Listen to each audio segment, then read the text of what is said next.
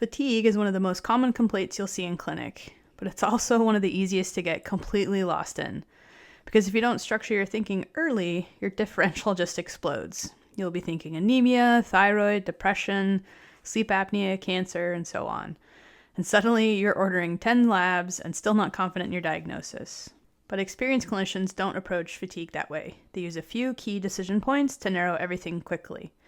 In this video, I'll show you the ScrubNotes framework for fatigue, so you can go from feeling I'm tired to a focused diagnosis in just a few steps. At ScrubNotes, we approach every chief complaint the same way. Safety first, then time course, then key diagnostic forks.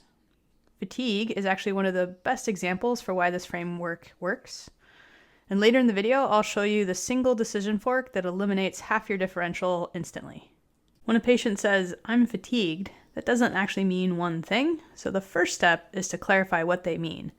We want to ask about sleepiness. Is it low energy? Is it muscle weakness? These are completely different physiological pathways. At the same time, we always want to check for safety. Before anything else, rule out dangerous causes like malignancy or severe anemia. You could ask about unintentional weight loss, night sweats, bleeding, and so forth. Our clinical goal here is straightforward. We want to rule out dangerous causes before narrowing our differentials by time course and system patterns. So let's see how all this applies to a 32-year-old woman whose chief complaint is fatigue. Fatigue feels overwhelming because the differential list can be quite large. But clinically, most cases fall into just a few buckets. So we could have hematologic causes, endocrine causes, psychiatric. There could be sleep-related issues, GI issues like malabsorption or insufficient calories. There could be chronic diseases, whether that's autoimmune or a chronic infection. And there's other causes we also want to keep in mind, like medication side effects or even malignancy. But here's the key idea. You don't need to memorize everything. You just need to figure out which category your patient fits into. And by asking focused history questions next, that'll help us narrow our categories down. Instead of jumping straight to labs, we can use focused history questions to help clarify the patient's fatigue, understand the time course, and look for any system clues. For example, we could ask the patient to describe what they mean by fatigue.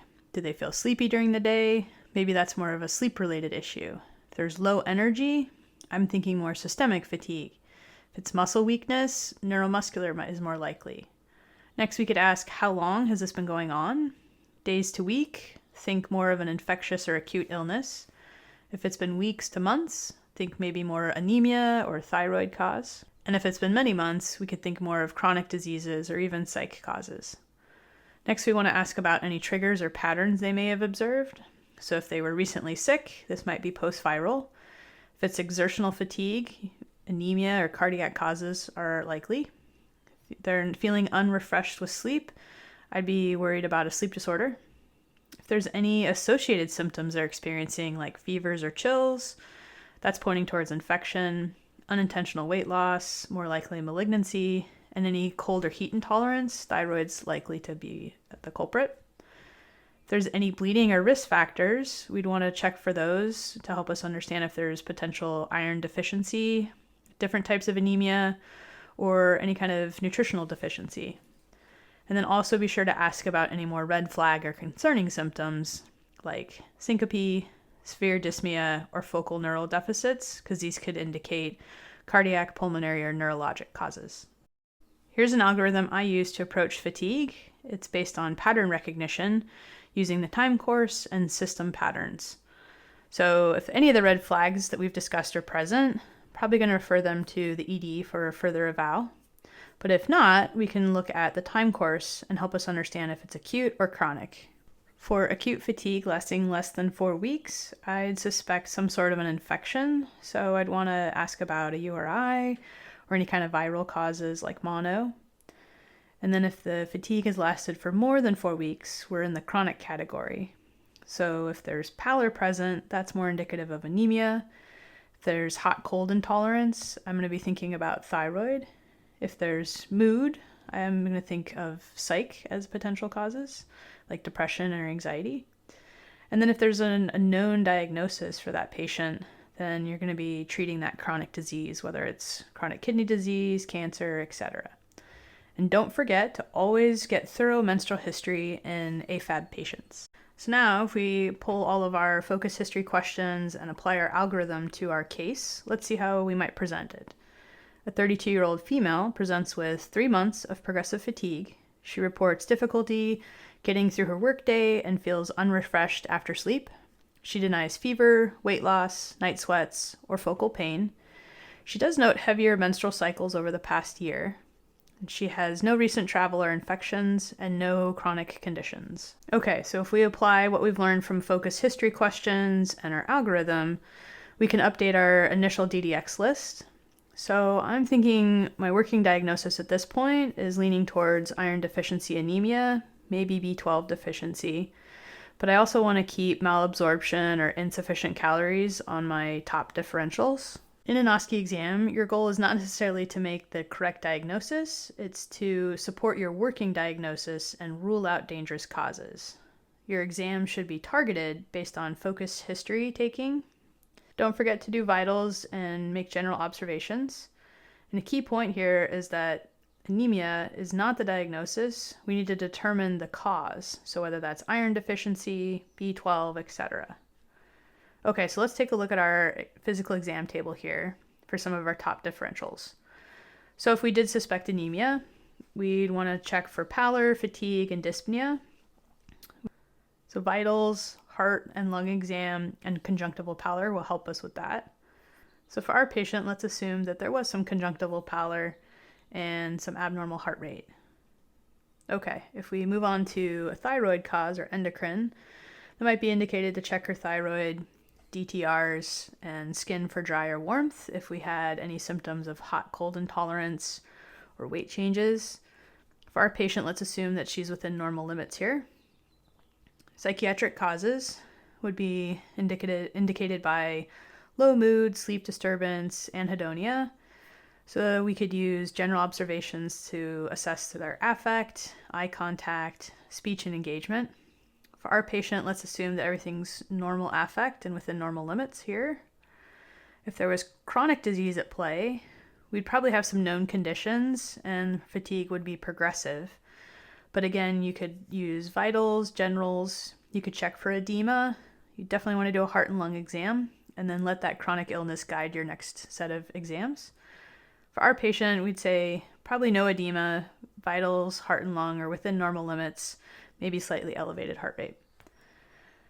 Okay, so for infection, fever, chills, or acute onset would all be indicating this is a cause. So we'd want to check vitals, especially temperature. Again, look at generals, and then a heart and lung exam for sure. For our patient, let's assume she's afebrile. There's no lymphadenopathy, and her vitals are within normal limits. Lastly, if there was a suspected malignancy as a cause, we'd probably see unintentional weight changes, maybe night sweats, and so forth. So again, it'd be good to check the lymph nodes, vitals, get some height and weight.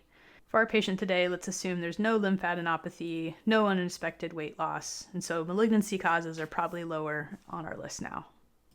At this point, I think we've gathered enough information on our patient to present our assessment. So we have a 32-year-old female who presents with a 3-month history of progressive fatigue. She reports decreased energy and difficulty getting through her workday, and it's associated with heavy menstrual cycles for the past year. She denies fever, weight loss, night sweats, or focal symptoms suggestive of infection or malignancy. In-office physical exams today are notable for conjunctival pallor and mild tachycardia, with otherwise normal thyroid, cardiopulmonary, and neurologic exams. The chronic time course, history of increased menstrual blood loss, and exam findings are most consistent with iron deficiency anemia, secondary to menorrhagia. Alternative causes of fatigue, including endocrine, psychiatric, infectious, and malignant etiologies, are less likely given the absence of supporting history or exam findings. Before we finish, let's review 3 common traps students make so you can avoid them.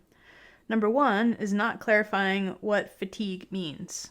So be sure to ask whether that's sleepiness, low energy, or true muscle weakness, because these all have different pathways. So if you don't clarify this early, your differential list just explodes and you'll appear scattered in an OSCE exam. Number 2 is skipping SLEED and mood screening. Don't forget the most common causes of fatigue are poor sleep, depression, and stress, so be sure to ask about those. And third, ordering labs before using time pattern. Students often panic and just jump straight to labs like CBC, thyroid, iron panels.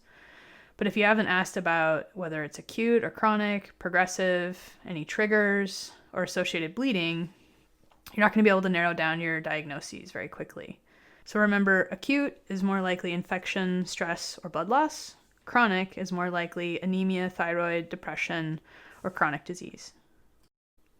Okay, so let's recap our ScrubNotes framework. Remember, safety first, we'll use time course, and then key diagnostic forks to reach our diagnosis in a much more efficient way. Before anything else, we want to make sure we rule out dangerous causes like malignancy or severe anemia in the case of fatigue. We want to ask about acute versus chronic, because this is a key decision fork for us. We want to clarify what the fatigue type is. Always be sure to ask about bleeding and look for system clues. So in our case, chronic fatigue plus heavy menses plus pallor strongly indicates iron deficiency anemia.